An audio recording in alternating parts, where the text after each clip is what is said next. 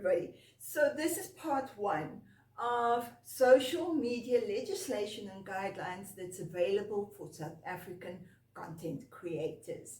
So our first topic will be a brief overview of the two entities that has put together guidelines as well as actual legislation to protect the South African content creator. Then our second topic, we look at the Advertising Regulatory Board, the ARB, and the legislation that they have set out to be used by the content creators as well as the brands. Our third subject matter would be the breach of privacy and what is available for you should that happen. Let's get started. South African content creators, you need to listen up. Just bringing under your attention that there's two sets of guidelines that's published online regarding social media code of conduct for South African content creators. So the first one is the South African Human Rights Commission. So it's the SAHRC.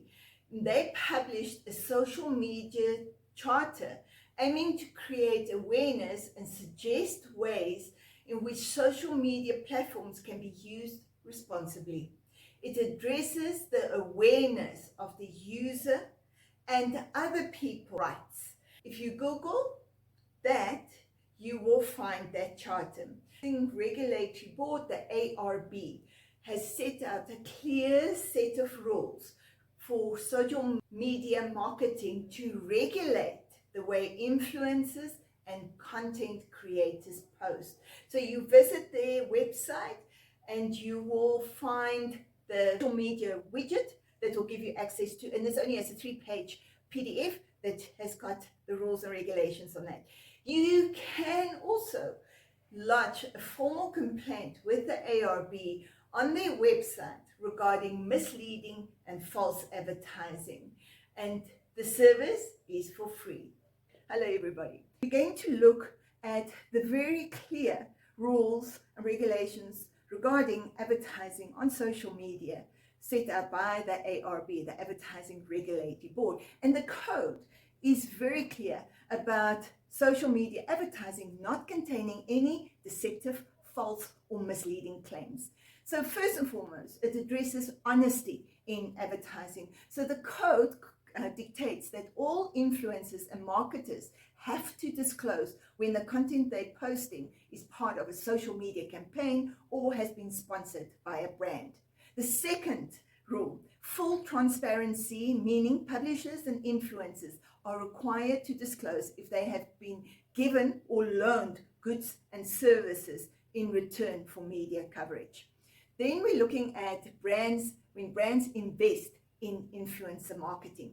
So the first rule, any claims made by an influencer and their content must comply with the standards of the Code of Advertising Practice, specifically Clause 10 of Section 11. And if you think you can use the defense by saying it was in my opinion, it will not be tolerated if the influencer has made false claims. Just bear that in mind. All required declarations and marketing regulations for the specific industries must also be adhered to. And the third one, influencers must have a good understanding of the product or service that they advertise. Then our next one, the mandatory contract between an influencer and brand.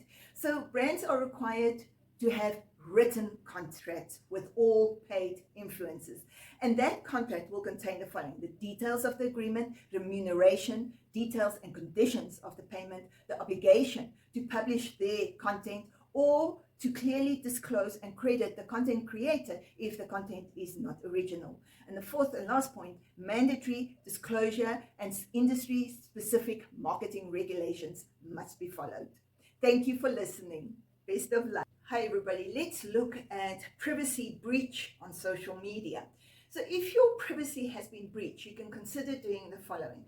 So first and foremost, most of these social media platforms do have the mechanism to protect against breaches and privacy. The second one, privacy breach. So this is a breach in according with the Popeye Act. So this is your contact details have been disclosed. You can lodge a complaint with the information regulator. That's the side.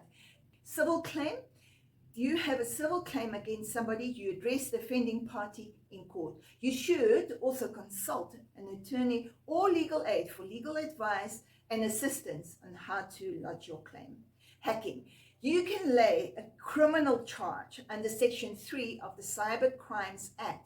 Password use without permission. You can lay a criminal charge against that person under the Section 7 of the Cyber Crimes Act. But ultimately, it is up to you to ensure that you regularly check your privacy settings and make sure that they are active and at a level that you're comfortable with. So, and please try and do that on an annual basis. Best of luck.